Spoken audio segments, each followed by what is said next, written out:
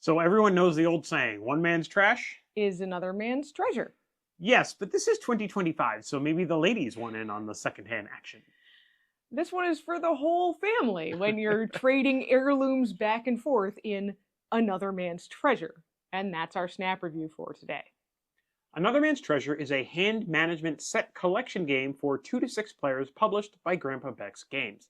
The box says family members as young as 7 can play, and the game should last about half an hour.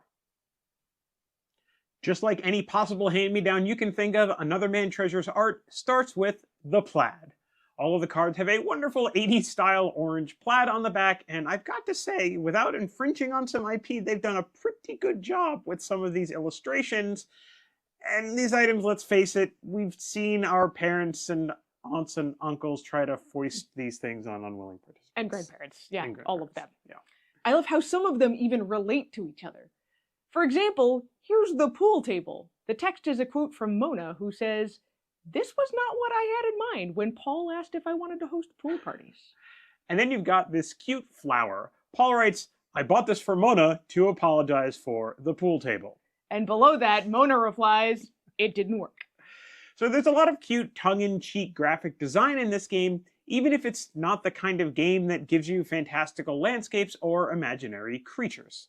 I mean, look at the cover of this rulebook. But how do you play this game? Every player starts with 8 cards in their hand and one of these little score sheets. The score sheet has 5 classic game patterns listed on it. 2 sets of 4, 2 suited runs of 4, 1 suited run of 4 and 1 set of 4, 1 suited run of 8, and 4 suited pairs.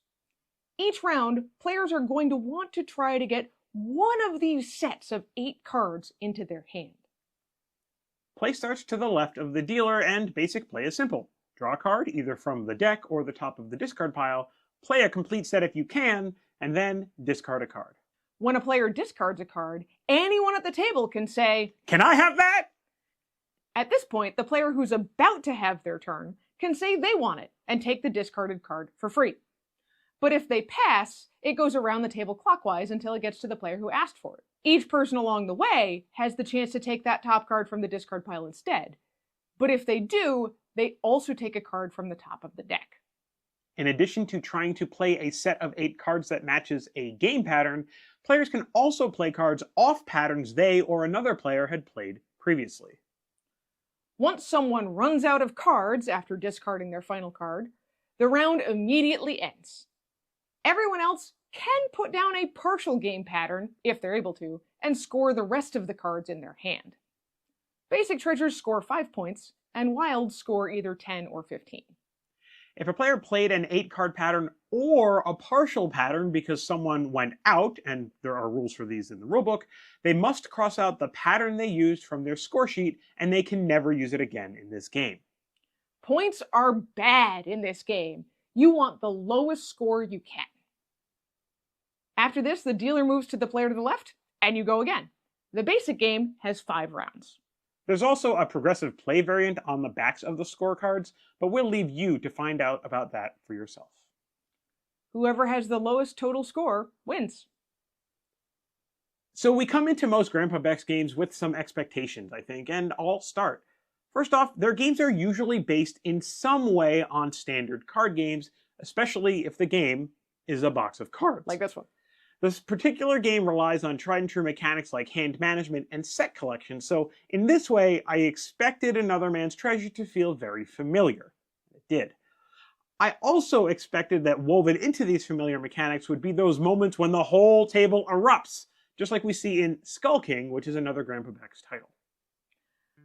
I thought from reading about it that this game would be a little bit like Rummy. But once I dug into the rules, it didn't quite line up with that idea, so I struggled for a while to understand what was going on here. And that leads to our surprises. Yeah, so the game does have twists and turns.